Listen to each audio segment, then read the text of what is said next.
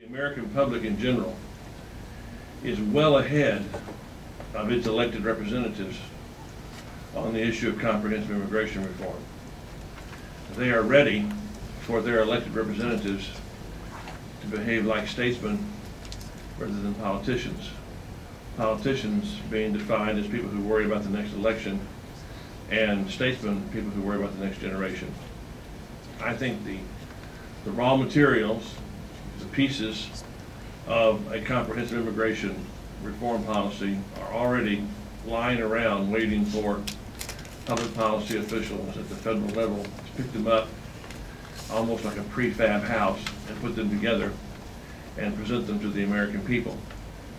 When it comes to evangelicals, I think the majority of evangelicals support comprehensive immigration reform. You notice that when what was defined as comprehensive immigration reform was explained to them, the more details they got, the higher the percentage went up. And the reason for that is that the people who are against comprehensive immigration reform have done an excellent job of trying to smear all of those who are for comprehensive immigration reform as being open borders, amnesty folks who want to let anybody in the world who wants to come to the United States come to the United States with no requirements, no penalties, no anything. And when you start explaining that comprehensive immigration reform involves registering and undergoing criminal background checks, penalties, and earning a pathway to legal status, and also involves securing the border, the percentage goes way up.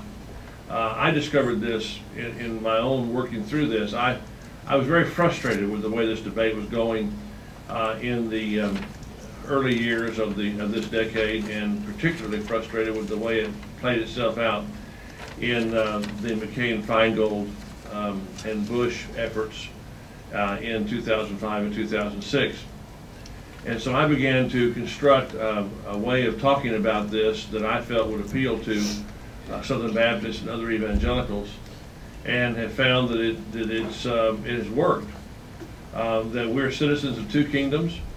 We're citizens of heaven, and we have obligations as part of the kingdom of heaven to give a cup of cold water in Jesus' name, to welcome the stranger, to do unto others as we would have them do unto us, to seek to house the homeless, to minister to those who are in need. We're also citizens of the United States, and Romans 13 tells us that God ordained the civil magistrate, and he ordained the civil magistrate to punish those who do evil and to reward those who do that which is good, and that we are to be subject to the civil magistrate for conscience sake. That means obeying the law.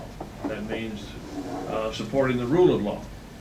And we have, unfortunately, an immigration system that's broken. It's broken because the federal government hasn't enforced the law for at least the last 26 years.